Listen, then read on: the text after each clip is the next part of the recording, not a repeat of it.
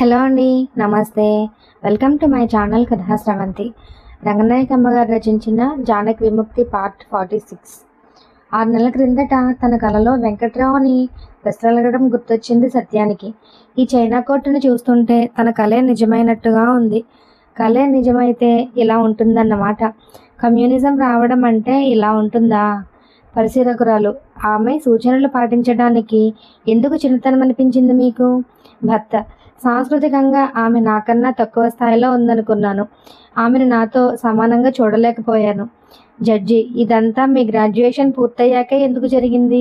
భర్త: నన్ను నేను పోషించుకోగలిగే స్థితి వచ్చింది అప్పటికి. జడ్జి: ఆమె మీ విషయంలో చాలా శ్రద్ధ తీసుకుని మృదువుగా ప్రవర్తించారు కదా, మీరు కూడా ఆమె విషయంలో అలా ఎందుకు చెయ్యలేకపోయారు? భర్త: భార్యని పిల్లల్ని ఎలా చూసుకోవాలో నాకు బాగా తెలీదు. జడ్జి: వివాహ చట్టం ఏం చెప్తుందో తెలీదా మీకు? భర్త: తెలుసు. జడ్జి: వివాహ చట్టం తెలిస్తే భార్యాబిడ్డల విషయంలో ఎలా ప్రవర్తించాలో తప్పకుండా తెలిసి ఉండాలే. పరిశీలకురాలు: మీ ఇద్దరి అభిప్రాయాలు వేరవడం మూలాన్నే ఆమెతో పోట్లాడేవారా మీరు? జడ్జి: మీ నాన్న మీ అమ్మని ఎప్పుడూ కొట్టేవాడు. భర్త: విముక్తికి పూర్వం పాత సమాజంలో. అతన్ని విచారిస్తున్నది నువ్వే, జడ్జి కాదు అంది శాంత నవ్వుతూ. ఈ జడ్జి వ్యవహారం చూస్తుంటే నాకు బళ్ళు మండిపోతుంది. ఎందుకు అని ప్రశ్నలు అడగడం, వీడిని తీసుకెళ్ళి షూట్ చేసి పారేయండి అని ఒక కేకేసి చెప్పయ్యాక. జడ్జి: మీ నాన్న మీ అమ్మని పాత సమాజంలో కొట్టేవాడు, మరి ఇప్పటి చట్టం ఏం చెబుతోంది? భర్త: స్త్రీలు పురుషులు సమానమని చెబుతోంది. కానీ నేను ఇప్పటికీ భర్త అంటే భార్య వినయ విధేయతలతో ఉండాలనే అనుకుంటాను. జడ్జి: అంటే చట్టం చెప్పే సమానత్వం అర్థం కాలేదా మీకు? భర్త: భార్యని కొట్టడం పెద్ద తప్పు అనుకోను. బయట వాళ్ళని కొడితే తప్పు కానీ ఇంట్లో వాళ్ళని కొట్టడం అంత తప్పు కాదని నా అభిప్రాయం. భార్యని కొడితే తప్పు లేదని కోర్టులో జడ్జితో అంటాడేమిటి అని నిర్ఘాంతపోతోంది జానకి. జడ్జి: భర్త భార్యని కొట్టవచ్చని ఏ చట్టం అనుమతిస్తోంది? భర్త: ఏ చట్టమూ లేదు. జడ్జి: చివరిసారి ఆమెని కొట్టడానికి కారణం ఏమిటి? కోర్టు నిశ్శబ్దంగా అయిపోయింది. ప్రతి ఒక్కరూ జాగ్రత్తగా వింటున్నారు. ఏం కారణం చెబుతాడోనని జానకి ఆతృతగా చూస్తోంది. భర్త: నాతో సంప్రదించకుండా పిల్లల్ని వాళ్ళ పుట్టింటికి తీసుకువెళ్ళింది. నేను పిల్లల్ని చాలా ప్రేమిస్తాను, మా అమ్మ కూడా ఎంతో ప్రేమిస్తుంది. వాళ్ళని బయటికి తీసుకువెళ్ళడం మాకు ఇష్టం లేదు, అందుకే కొట్టాను. జడ్జి: ఆమె తన తల్లిదండ్రుల్ని చూడడానికి వెళ్ళడంలో తప్పేముంది? తను వెళ్ళేప్పుడు పిల్లల్ని తీసుకెళ్లడంలో తప్పేముంది? మీరు ఇంకా ఎవరెవరిని కొట్టారు? భర్త: ఆమె తల్లిని కొట్టాను ఒకసారి. అది అనుకోకుండా ఒక పోట్లాటప్పుడు జరిగింది. కొంచెం చెయ్యి జారింది, కొంచెం తాగి ఉన్నాను అప్పుడు. జడ్జి: మీ జీతం ఎలా ఖర్చు పెడతారు? భర్త: చాలాసార్లు నా ఖర్చులకే సరిపోతుంది. సైకిల్ ఒకటి కొన్నాను. జడ్జి: విడాకులకు అంగీకరిస్తారా?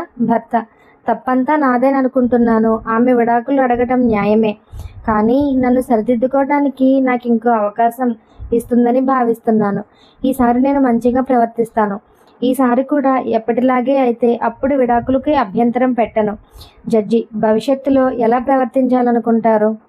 భర్త: ఆమెని పిల్లల్ని బాగా చూస్తాను. ఏడ్చాడు. ఇలాంటి వాళ్ళకి బుద్ధి రాదు అంది జానకి. జడ్జి: మీరేం చెప్పాలనుకుంటున్నారు అన్నాడు భార్య తరపు సాక్షితో. సాక్షి: నేను ఈ కేసు విషయాలన్నీ సమగ్రంగా పరిశీలించాను. అన్ని అంశాలు క్షుణ్ణంగా తెలుసుకున్నాను. అసలు మంచి దాంపత్యానికి ఉండవలసిన సరైన పునాది ఈ దాంపత్యానికి మొదటి నుంచి లేదు. అతను మొదట్లో కొంచెం నాజూకు మాటలు చెప్పేవాడు, అంతే. ఈ పెళ్లికి సంబంధించిన వాస్తవాల్ని పైపైన చూస్తే సరిపోదు. ఈ రకమైన పునాది మీద ఆధారపడ్డ పెళ్లి స్థిరంగా నిలబడటం సాధ్యం కాదు. గొడవలన్నీ ఈ భర్త వలనే అని నా అభిప్రాయం. పెళ్లి అనేది స్వతంత్రమైన ఇష్టం మీద, సమానత్వం మీద జరగాలని చట్టం చెప్తోంది. ప్రతి ఒక్కరికి చాలా స్వేచ్ఛ మీద, సాంఘిక జీవితం మీద హక్కు ఉంది. సాంఘిక జీవితం అంటే అంది జానకి ఆతృతగా. శాంతి చెప్పింది: బయట పని చేస్తూ బయట అనేక సంబంధాలతో ఉండటం. ఇంట్లోనే ఉండే ఆడవాళ్ళకి ఆ ఇంట్లో వాళ్ళతోటే కుటుంబ సంబంధాలు ఉంటాయి, కానీ బయట వాళ్ళతో ఏం సంబంధం ఉంటుంది? సంఘంలో జరిగే కార్యక్రమాలతో ఏం సంబంధం ఉంటుంది? ఇప్పుడు మనలో ఉద్యోగాలు చేసే ఆడవాళ్ళు సంఘ జీవితంలోకి వచ్చినట్టే లెక్క, కానీ ఇంకా ఆది ఓనమాలు స్థాయే. ఇతర స్నేహితులు, ఇతర కార్యక్రమాలు, సొంత నిర్ణయాలు అవేవీ ఉండవు కదా వాళ్ళకి. అందరికీ సంఘ జీవితానికి హక్కు ఉందని, ఆ హక్కును ఉపయోగించుకోమని చెబుతోంది చైనా వివాహ చట్టం. జానకి ఆశ్చర్యంగా అంది. అంత మంచి హక్కులు, సమానత్వాలు ఇస్తుంటే అక్కడ స్వేచ్ఛ ఉండదంటారేం? భార్యలకు స్వేచ్ఛ వస్తే భర్తలకు స్వేచ్ఛ పోయినట్టేగా అని తను చెప్పుకొచ్చాడు సత్యం. భర్తలు పూర్వంలాగా భార్యల మీద పెత్తనాలు చేయటానికి వీల్లేదుగా. నా పెళ్ళాన్ని నేను చంపుకుంటాను, నరుక్కుంటాను అనటానికి వీల్లేదు. వాళ్ళు చచ్చినట్టు మారాలి. అలాగే దోపిడీదారులు కూడా చచ్చినట్టు మారాలి. వాళ్ళు కూడా పని చెయ్యాలి. అలా మారడం ఇష్టం లేకపోయినా నోరు మూసుకొని చెయ్యాలి. వాళ్ళ దృష్టిలో అది స్వేచ్ఛ లేకపోవడమే కదా. అది వాళ్ళ ఏడుపు. స్వేచ్ఛ అని ఎవరన్నా అనగానే వెంటనే మనకి ఒక ప్రశ్న రావాలి. ఎవరి స్వేచ్ఛ? భార్యదా, భర్తదా? శ్రమ చేసేవాడదా, శ్రమని దోచేవాడిదా? ఎవరి స్వేచ్ఛ? ఈ ప్రశ్నలన్నీ రావాలి. సాక్షి, ఇంటి బాధ్యతలు ఇద్దరూ పంచుకోవాలి. ఇంటి పనుల్లోనూ పిల్లల పనుల్లోనూ ఇద్దరూ సమానమైన బాధ్యతతో ఉండాలి. ఇతను తన బాధ్యతలు ఏమీ నిర్వర్తించలేదు సరికదా. భార్యని తిట్టడం, కొట్టడం, కడుపుతో ఉన్న రోజుల్లో కూడా కొట్టాడు. ఆ సమయంలో స్త్రీతో ఇంకా జాగ్రత్తగా ప్రవర్తించాలని డాక్టర్కి తెలియాలి. కానీ ఇతను అలాంటప్పుడు కూడా కొట్టడం మానలేదు. అప్పటి నుంచే ఆమె ఆరోగ్యం పాడైంది. విడాకులు అడగడానికి ఇతని దుర్మార్గమే కారణం. ఆమె అంటే ఇతనికి నిజమైన ఇష్టం లేదని ఇతని ప్రవర్తన వల్లే తెలుస్తోంది. మారిపోతానని చాలాసార్లు వాగ్దానాలు చేశాడు, కానీ మళ్ళీ మామూలే. అతనికున్న ఫ్యూడల్ గతంలో భార్యని తన ఆధీనంలో ఉండే వస్తువులాగా భావించాడు. ఆమె సహాయం మీద ఆధారపడ్డంత కాలం తన నిజస్వరూపం బయటపడనివ్వలేదు. ఆ అవసరం తీరిన తరువాత అతని స్వరూపం దానికి అదే బయటపడింది. నిజమైన సంబంధం ఏదీ కూడా రెండో వ్యక్తిని బాధపెట్టడం ద్వారా ఏర్పడదు.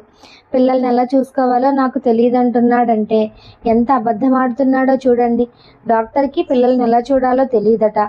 భార్య విడాకులు ఇచ్చేస్తే బయట వాళ్ళ దృష్టిలో తన పరువు పోతుందని విడాకులు వద్దంటున్నాడు. వేరే కారణం లేదు. జడ్జి, మీ ప్రతినిధి చెప్పిన దాని గురించి మీ అభిప్రాయం ఏమిటి? మీ భర్త ఇక నుంచి తన ప్రవర్తన సరిదిద్దుకుంటాడనుకుంటున్నారు. మీ విషయంలోనూ పిల్లల విషయంలోనూ జాగ్రత్తగా ప్రవర్తిస్తానంటున్నారు. మీ అభిప్రాయం ఏమిటి? భార్య, ఇలా చెప్పడం మొదటిసారి కాదు. ఇంటికి వెళ్ళగానే మళ్ళీ ఇంకో రకంగా ప్రవర్తిస్తాడు. తను నన్ను చాలా దయగా చూస్తానంటున్నాడు ఒకసారి. అసలు నీ లెక్కేమిటంటాడు ఇంకోసారి. ఈ విషయంలో నేను చాలా గట్టిగా ఉన్నాను. నా అభిప్రాయం మారదు. ఈ కోర్టు నాకు విడాకులు ఇవ్వకపోతే పైకోర్టుకి వెళతాను. సత్యం మహోత్సాహంతో చప్పట్లు కొట్టాడు. శాంత నవ్వుతూ, జడ్జి గారు ఏమన్నారు? చప్పట్లు కొట్టకూడదన్నారా లేదా అంది. జడ్జి, మీ ప్రవర్తన ఏమీ మారదని ఆమె అంటున్నారు. ఏం చెప్తారు మీరు? భర్త మాటలు దొరకనట్టు తికమక పడ్డాడు కొంతసేపు. చివరికి ఆమె చెప్తున్నట్టుగా, అవును, నాకు తెలుసు నేను మంచి భర్తగా ప్రవర్తించలేదు, మంచి తండ్రిగా కూడా ప్రవర్తించలేదు. కానీ ఇక్కడ చాలామంది నాకు జ్ఞానం కలిగించారు. ఇప్పుడు నా కళ్ళు తెరుచుకున్నాయి. ఇంతకు ముందు కూడా ఈ విషయాలు నాకు తెలుసు, కానీ ఇప్పుడు తెలిసినంత బాగా తెలియలేదు.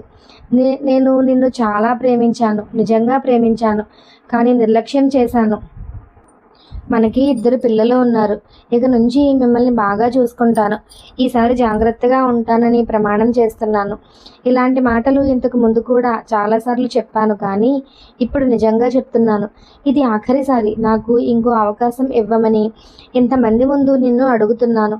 మన కుటుంబ జీవితం సంతోషకరంగా చేసుకోవడానికి ప్రయత్నిద్దాం. దానివల్ల సమాజానికి కూడా తోడ్పడ్డ వాళ్ళం అవుతాం. జడ్జి, ఆయనకు ఇంకో అవకాశం ఇచ్చే విషయంలో మీ అభిప్రాయం ఏమిటి? భార్య, ఈ మాటలు చాలాసార్లు అయ్యాయి. ఎప్పుడు ఈ మాటలే వల్లిస్తూ ఉంటాడు.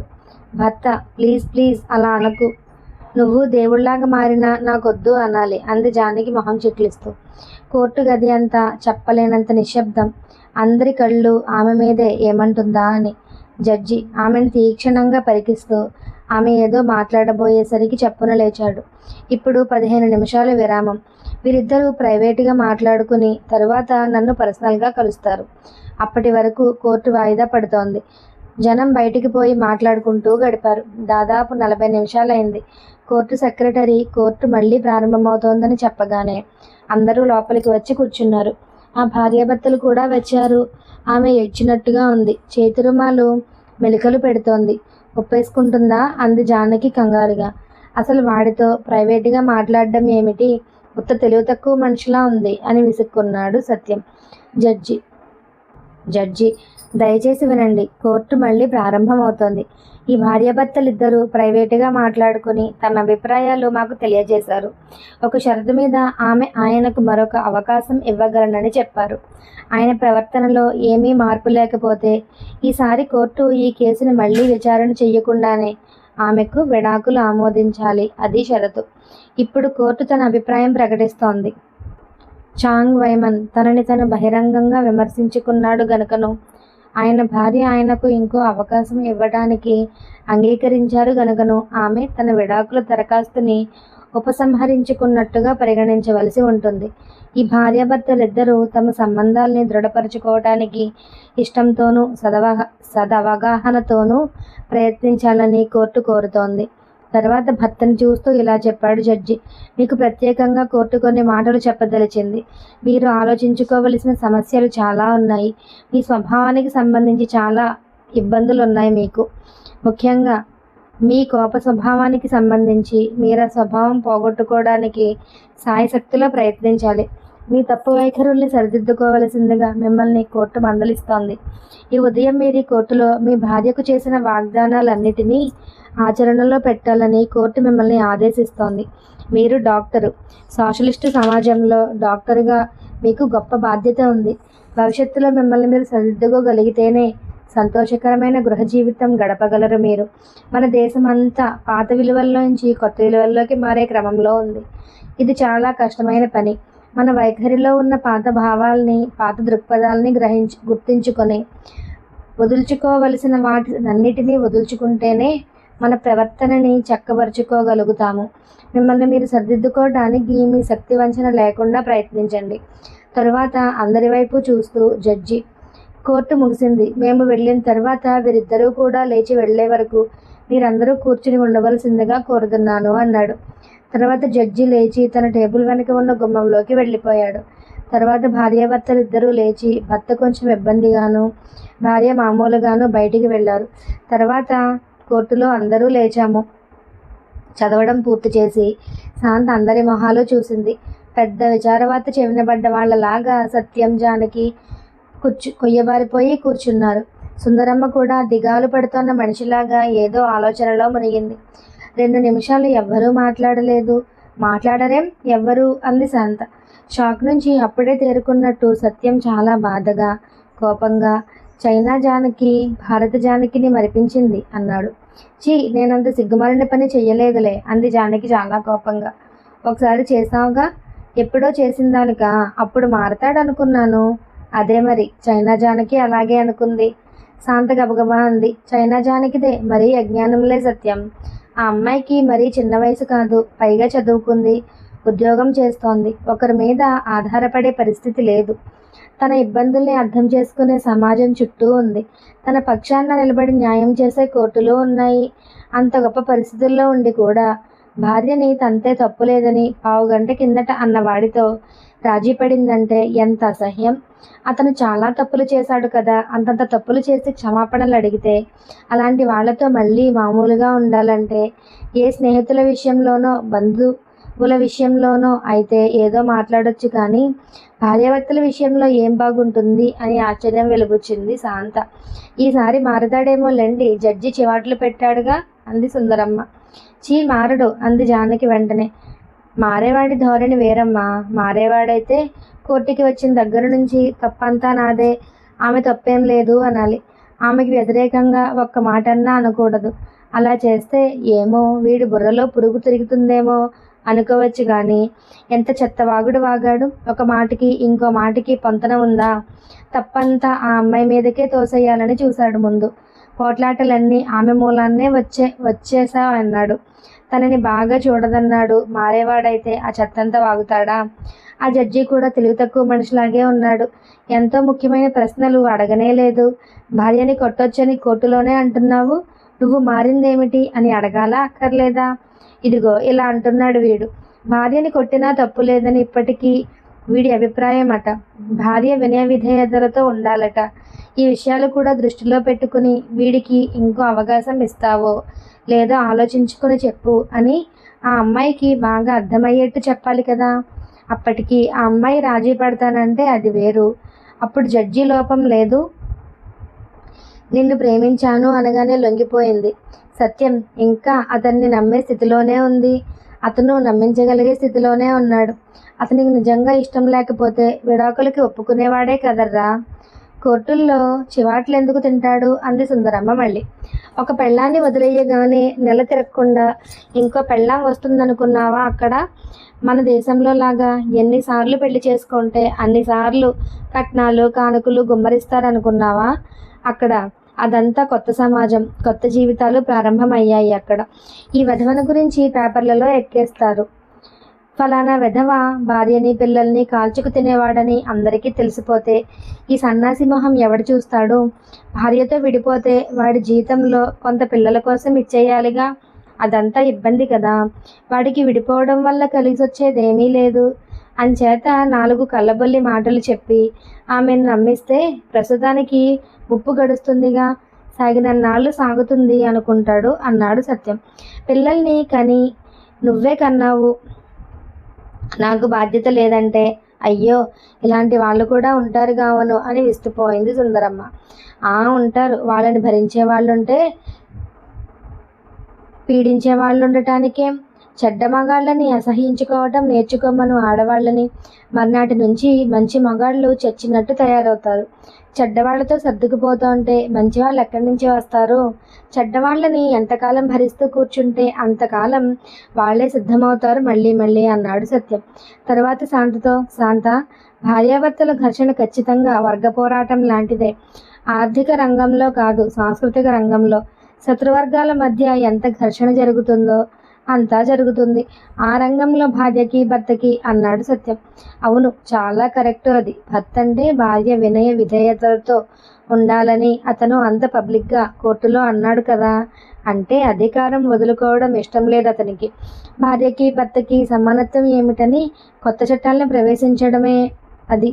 ఫ్యూడల్ భావాలకి కమ్యూనిస్టు భావాలకి ఘర్షణే కదా అది అంది శాంత. ఈ అమ్మాయి అంత తటపటాయించింది కానీ ఈ విడాకుల విషయాలు చాలా పుస్తకాల్లో చదివాను. విముక్తి తర్వాత చైనాలో కొత్త వివాహ చట్టం రాగానే వేల కొద్దీ లక్షల కొద్దీ ఆడవాళ్ళు నిర్భయంగా నిర్మోహమాటంగా విడాకులు ఇచ్చేశారు. బయట కొంచెం పోషణ రక్షణ దొరికే పరిస్థితి ఉంటే భర్తల్ని వదిలేయటానికి అంతమంది సిద్ధంగా ఉన్నారన్నమాట. రేపు మన దేశంలో అయినా అంతే. మన దేశంలో అలాంటి విముక్తి వస్తే ముందు విశాలాక్షి గారు విడాకులు ఇచ్చేస్తారు. తర్వాత వాళ్ళ సుశీల కూడా ఇచ్చేస్తుంది. మా ఫ్యాక్టరీలో బాలమ్మ కూడా ఇచ్చేస్తుంది అంది జానకి ఉత్సాహంగా వాళ్ళ సంతోషాలను ఊహిస్తూ. నాకు తెలిసిన వాళ్ళు 15 మంది దాకా ఉన్నారు అని నవ్వింది శాంత. నాకు తెలిసిన వాళ్ళు 15 లక్షల మంది ఉన్నారు అన్నాడు సత్యం. తమాషా ఏమిటంటే అంతమంది ఉన్నారని ఇప్పుడు తెలియదు మనకి. ఉన్న వాళ్ళకి తెలీదు. వాళ్ళ గోడు వినే నాథుడు దొరికినప్పుడు అందరూ ప్రవాహంలాగా కోర్టులోకి వచ్చేస్తారు. చైనాలో ఒక అమ్మాయి చెప్పిందట, కోర్టులో నా భర్త మీద నాకెప్పుడూ ప్రేమ లేదు, బలవంతంగా పెళ్లి చేశారు నాకు. అలాగే పడి ఉన్నాను ఇన్నాళ్ళు. ఫలానా వ్యక్తి మీదే ఎప్పుడూ ఇష్టం నాకు. అతనికి నేనంటే ఇష్టం. నేను అతన్ని పెళ్లి చేసుకోవడానికి నాకు విడాకులు ఇప్పించండి అని అడిగిందట. ఆమెకు విడాకులు ఇచ్చేశారు శాంత. సత్యం ఉత్సాహంగా తను చదివిన సంగతులు కొన్ని చెప్పుకొచ్చాడు. ఒక ఆమెని భర్త ఎప్పుడూ ఘోరంగా కొడుతూ ఉండేవాడట. విప్లవం జరుగుతున్న కాలంలోనే ఒకసారి ఆవిడ విప్లవ మహిళా సంఘానికి ఫిర్యాదు చేసిందట. మహిళా సంఘం వాళ్ళు ఆమె భర్తని పిలిపించి అడిగితే, నా ఇష్టం, నా పెళ్ళాన్ని కొట్టుకుంటాను చంపుకుంటాను, మీరెవరు అడగటానికి అన్నాడట. అంతే. వాళ్ళంతా వాడి చుట్టూ చేరి చితగ్గొట్టేయడం ప్రారంభించారు. కొట్టి కొట్టి వాడిని కింద పడేసి దుమ్ములో దొర్లించి కాళ్ళు చేతులు పట్టుకుని అటు ఇటు లాగి వాడితో రైలాట ఆడి బాగా అలసిపోయి నిలబడ్డారు. వాడు గుడ్డలు చిరిగిపోయి ఒళ్ళంతా దెబ్బలతో గోండ్రు గోండ్రమని ఏడుస్తూ మట్టిలో దొర్లుతుంటే ఆ దృశ్యం చూసి అతని భార్య సంతోషంతో పులకించిపోతూ మహిళా మండలి సభ్యులతో ఏమందో తెలుసా? కామ్రేడ్స్, ఇవాల్టికి నా పగ తీరింది. మీ సహాయం జన్మలో మర్చిపోను. నా ఒక్కదాని వల్ల ఈ పని అయ్యేది కాదు. వీడు నన్ను ఇలాగా దుమ్ములో దొర్లిస్తూ ఎన్నిసార్లు కొట్టాడో ఇప్పుడు తెలుస్తుంది వీడికి. ఈసారి నా ఒంటి మీద చెయ్యి వెయ్యాలంటే గజగజ వణుకుతాడు. చూస్తాను వీడి పని. కామ్రేడ్స్, మీ సహాయం లేకపోతే నా ప్రతీకారం జన్మలో తీరేది కాదు అని వాళ్ళందరికీ మరీ మరీ కృతజ్ఞతలు చెప్పుకుందట. అదంతా చదివితే నాకు భలే సరదా వేసింది. మా భర్తల్ని కూడా చితకదన్ని పెట్టరా అని ఇంకా చాలామంది ఆడవాళ్ళు అడిగే ఉంటారు మహిళా సంఘాలని. పల్లెటూళ్ళల్లో భూములన్నీ పేద జనానికి పనిచేసినప్పుడు ఆడవాళ్ళకి పిల్లలకి కూడా భూమి ఇచ్చారు. ఇల్లు కూడా భార్యాభర్తలకి సమాన హక్కులతో ఇచ్చారు. కాగితాల మీద ఆడవాళ్ళ పేర్లు రాసేప్పుడు తండ్రుల పేర్లు భర్తల పేర్లు లేకుండా రాశారట. మమ్మల్ని మా పేర్లతో ప్రస్తావించడం ఇప్పుడే మొట్టమొదటిసారి చూశాము అని ఆడవాళ్ళు ఆశ్చర్యపడ్డారట. భూమి మీద ఇంటి మీద హక్కులు వచ్చాక ఆడవాళ్ళు ఎంతో ధైర్యంగా ప్రవర్తించటం మొదలుపెట్టారట. భర్తలు ఏమాత్రం పెత్తనాలు చెయ్యబోయినా ఇదిగో జాగ్రత్తగా ఉండు, పూర్వం రోజులు అనుకున్నావా, నా పొలం నేను పండించుకుంటూ హాయిగా వేరే ఉంటాను అనేవాళ్ళట. ఒక ఆవిడ ఇప్పుడు నా ఇల్లు నాకుంది, ఇదివరకు నా ఇంట్లోంచి పో అని చీటికి మాటికి బెదిరించేవాడు. ఇప్పుడు నా ఇంట్లో నేను దర్జాగా ఉంటాను, నన్ను బయటికి పొమ్మనే వాడెవ్వడూ లేడు లోకంలో అందట. ఆడవాళ్ళకి ఇల్లు చేను ఉంటే ఇంకా పెళ్ళెందుకు అందట ఒక అమ్మాయి. సత్యం శాంత ఒకళ్ళకి అడ్డొస్తూ ఒకళ్ళు ఉత్సాహంతో పొంగిపోతూ చెప్తుంటే జానకి నవ్వుతూ సుందరమ్మ ఆశ్చర్యపోతూ విన్నారు. ఎక్కడుంది ఆ దేశం అంది సుందరమ్మ. ఇలాంటి కబుర్లు వచ్చినప్పుడల్లా ఆ ఊరెక్కడుంది, ఆ దేశం ఎక్కడుంది అని అడుగుతూనే ఉంటుంది. అట్లాసులు మ్యాపులు చాలా చూపించాడు సత్యం చాలాసార్లు. దేశాలు కాగితాల మీద ఎలా ఉంటాయో అర్థం కాదు సుందరమ్మకి. ఏమిటో గీతలు చూపిస్తాడు దేశాలు చూడమని, వాటికి ముక్కులు చెవులు ఉంటాయి అని విసుక్కుంటుంది. బొమ్మలు కాగితాల మీద ఉండవా, ఏనుగు బొమ్మ కాగితం మీద ఉండదా, అలాగే దేశాలు సముద్రాలు అన్నీ ఉండొచ్చు కాగితాల మీద అని సుందరమ్మకి భూమి స్వరూపం బోధించాలని తంటాలు పడతాడు సత్యం. గ్లోబు చూపించినా లాభం లేకపోయింది. భూమి గుండ్రంగా ఉంటుందంటే చాలెద్దు వెధవ మాటలు అంది. వర్కర్స్ తరగతుల్లో ఆ సమస్య వచ్చింది సత్యానికి. భూమి గుండ్రంగా ఉంటుందంటే అది సూర్యుడి చుట్టూ తిరుగుతూ తన చుట్టూ తను తిరుగుతుందంటే వాళ్ళల్లో చాలామంది నమ్మటం లేదు, పైగా నవ్వుతారు సత్యం మాటలకి. చంద్రయ్యనో బాలయ్యనో సూర్యుడిలాగా నించోబెట్టి సత్యం భూమిలాగా అతని చుట్టూ తిరుగుతుంటే వాళ్ళు ఒకళ్ళ మీద ఒకళ్ళు పడి పొట్టలు చెక్కలయ్యేలాగా నవ్వుతారు. సత్యం చంద్రయ్య చుట్టూ ఒక గుండ్రం పూర్తి చేసి ఇప్పుడు 1 సంవత్సరం అయింది అని అడుగుతాడు. అనగానే మళ్ళా తిరుగు సార్ అంటారు. మళ్ళీ తిరగడం మొదలు పెడితే మళ్ళీ నవ్వులు మొదలు.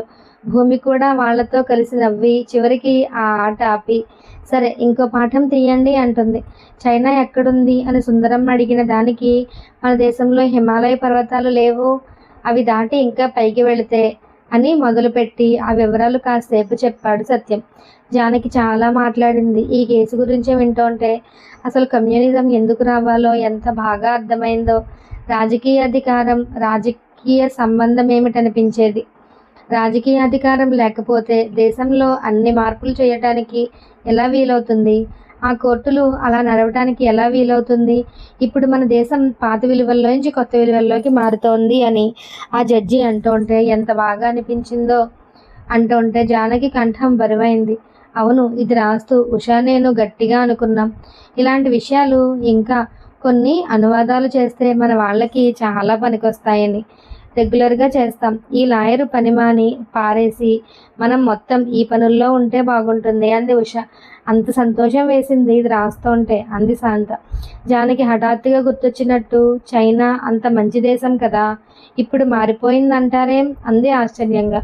గతంలో కూడా చైనా పూర్తిగా మంచి దేశం అయిపోలేదు. ఇంకా కొన్ని మార్పులు జరిగితేనే కానీ అది కమ్యూనిజం అవ్వదు.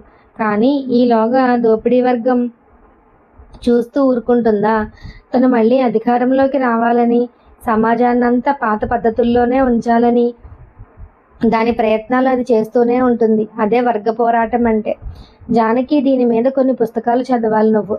ఇలాగ కాసేపు చెప్పుకుంటే సరిపోదు, చదువుతా కానీ అందాక ఒక మాట చెప్పు. అంతంత మంచి మార్పుల్ని ఎవరో ఎలాగో పాడు చేస్తే ప్రజలు ఎందుకు ఒప్పుకుంటారు అంది. వాళ్ళకే నష్టం కదా.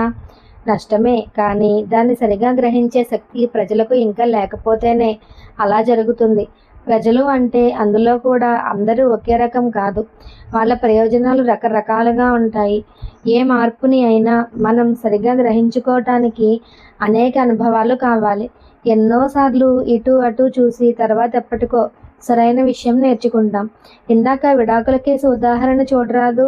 వాణ్ణి గుర్తించే జ్ఞానం ఇంకా లేకే కదా ఆమె మళ్ళీ వాడి పెత్తనం కిందకి వెళ్ళింది.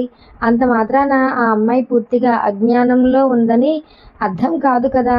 కొంత జ్ఞానం ఉంది, కొంత విప్లవకరంగా కూడా ఆలోచించింది. ఆ జ్ఞానం చాలలేదు కాబట్టే మళ్ళీ మోసపోయింది. ప్రజల సంగతి కూడా అంతే. వాళ్ళకి బొత్తిగా జ్ఞానం లేదని కాదు, ఉండవలసినంత లేదన్నమాట. అందుకే రష్యాలో ఏమిటి, చైనాలో ఏమిటి, ఇంకా చాలా దేశాల్లో ప్రజలు కమ్యూనిజం పేరుతో రకరకాల మారువేషాల్లో ఉన్న దోపిడీ వ్యవస్థలనే భరిస్తున్నారు.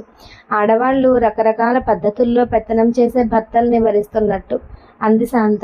జానకికి ఆ కేసు సంగతి మళ్ళీ గుర్తొచ్చి చాలా ఆసక్తిగా, అతను మారాడో లేదో ఎలా తెలుస్తుందండి అంది శాంతతో.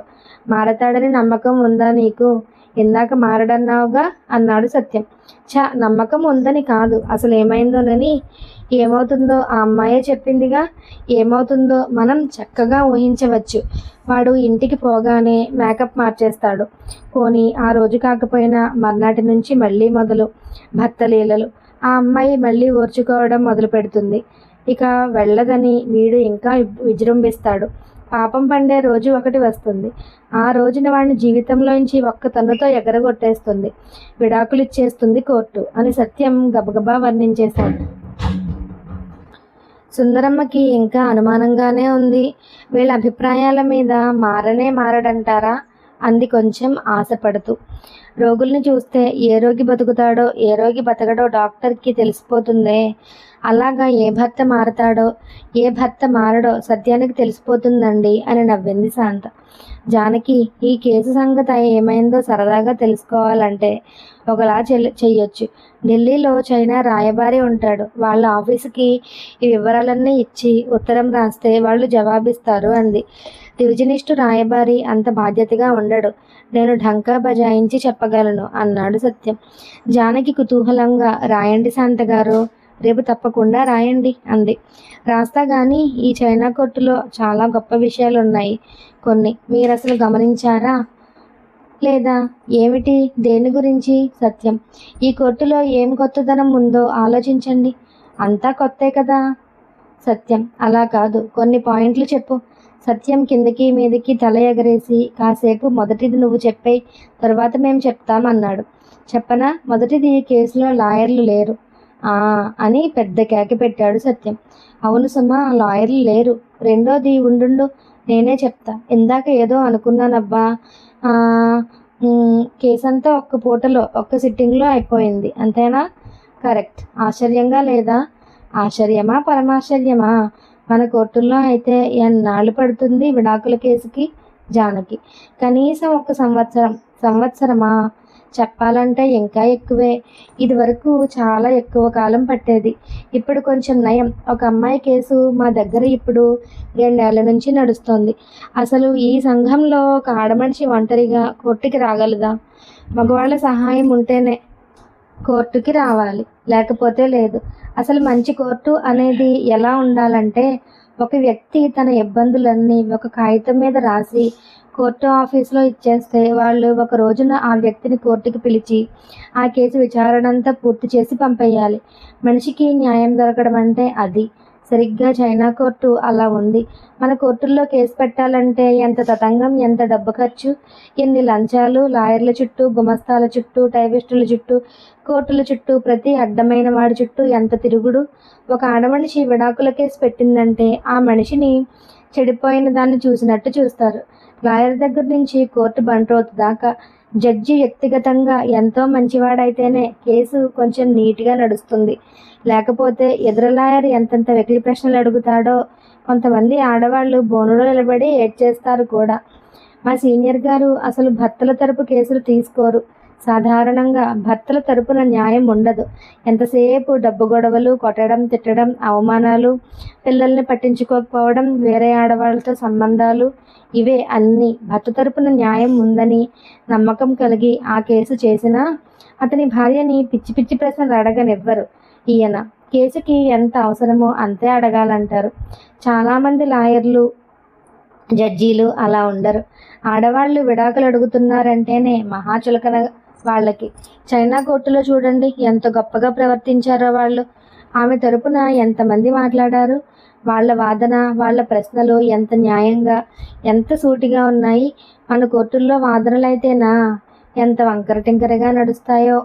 మేము చేసిన ఒక కేసులో భార్యని భర్త కత్తితో పొడిచాడు చంపాలని. ఆ అమ్మాయి ఎలాగో బయటపడి ప్రాణాలు దక్కించుకుంది. తర్వాత ఆ అమ్మాయి పుట్టింటి వాళ్ళు విడాకుల కోసం కేసు పెట్టారు. ఆమె తరపున సాక్ష్యం ఇవ్వటానికి డాక్టర్ కోర్టుకి వస్తే భర్త లాయరు డాక్టర్ని ఎంత తికమక పెట్టాలని చూశాడో తెలుసా. ఆమెకి తగిలిన గాయం ప్రాణహాని కలిగించేదా అని అడిగాడు. డాక్టర్ అంది, నేను అలా చెప్పలేను. వెంటనే వైద్యం జరిగింది కాబట్టి ప్రమాదం తప్పింది. లేకపోతే అదే ప్రాణాలు తీయొచ్చు. అసలు గాయం అనేది తగలకపోతే ప్రాణహాని మాటే ఉండదు కదా అంది. అదంతా కాదు, నా ప్రశ్నకే సూటిగా జవాబు చెప్పండి. ఈ గాయం ప్రాణాలు తీసేదా కాదా? అవునో కాదో ఒక్క జవాబే చెప్పండి అంటాడు ఎంతసేపు భర్త లాయరు. ఆయన అడిగేదానికే జవాబు చెప్పండి మీరు అంటాడు జడ్జి కూడా. వాళ్ళతో వాదించడం మానేసి ముందు లాయర్ని 2, జడ్జిని 4 లాగి లాగి పుచ్చుకోవాలి అన్నాడు సత్యం. అదే చెప్పేది, ఈ కోర్టుల్ని కూలగొట్టేలాగా తయారవ్వాలి. కానీ ఈ రకం లాయర్లుగా కూర్చుంటే బాధల్లో ఉన్న వాళ్ళకి ఏం న్యాయం చేయగలం? మనకి మనం ఏం మేలు చేసుకోగలం? అప్పుడే అయిందేమిటి? ఆ డాక్టర్ ఏం చెప్పింది అని జానకి ఆతృతగా అడిగింది. ఏం చెప్తుంది? ఆ గాయం ప్రమాదకరమైందే అంది. ఇక అక్కడి నుంచి ఆ గాయం ప్రమాదకరమైంది ఎలా కాదో అతను వాదిస్తాడు. ఆ గాయం ప్రమాదకరమైంది ఎలా అవునో మేం వాదించాలి. అంతకన్నా పెద్ద గాయాలు తగిలిన వాళ్ళు కూడా చచ్చిపోలేదని అతను రుజువులు తీసుకొస్తాడు. అంతకన్నా చిన్న గాయాలు తగిలిన వాళ్ళు కూడా చచ్చిపోయారని మేము రుజువులు తీసుకురావాలి. ఏమిటి నాటకం? ఎంత అసహ్యం ఇదంతా! వాడు భార్యని పొడిచాడా లేదా? పొడిచాడని వాళ్ళు ఒప్పుకుంటున్నారు. ఇంకా వాదనలు ఎందుకు? కత్తి భుజంలో ఎంత లోతు దిగింది? 2 అంగుళాల, 3 అంగుళాల, 5 అంగుళాల, ఎన్ని అంగుళాలు దిగితే ప్రాణం పోతుంది? భుజంలో పోటుకే ప్రాణం పోతుందా? ప్రాణం తీద్దామనే దురుద్దేశంతో పొడిచాడా? ఊరికే బెదిరిద్దామని పొడిచాడా? ఎక్కువ లోతు పొడిచాడా? తక్కువ లోతు పొడిచాడా? ఇవి లెక్కలు. అసలు భార్య మీద భర్త కత్తి ఉపయోగించడం ఏమిటి?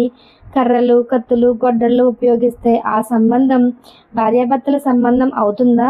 ఇంకా భార్యని భర్త కత్తితో పొడిచాడని కేసు రాగానే కోర్టు ఏం చెయ్యాలి అసలు? తక్షణం వాడిని వదిలేయాలని భార్యకి చెప్పి వాడి రాబడిలోంచి పోషణ ఇప్పించేసి వాడికి శిక్ష వేసి జైల్లోకి తోసేసి, జైల్లోకి కాదు ఉరి తీయాలి అని అడ్డొచ్చాడు సత్యం. పోనీ అదే, ఆ శిక్ష ఏదో వేసేసి ఒక్క అరగంటలో కేసు విచారణ ముగించేసి కోర్టు లేచిపోవాలి. కానీ ఇంత తతంగమా? దాన్ని తేల్చడానికి సంవత్సరాలా? ఇలాంటి కోర్టులతో ఏం చేయగలం ప్రజలకి? వ్యభిచారం కేసుల్లో చూడండి, బోలెడు మంది ఆడవాళ్ళని తీసుకొస్తారు కోర్టులకి. ఎంతెంత చిన్నవాళ్లనో తీసుకొస్తారు. వాళ్ళు ఎంత భయపడిపోతూ వస్తారో.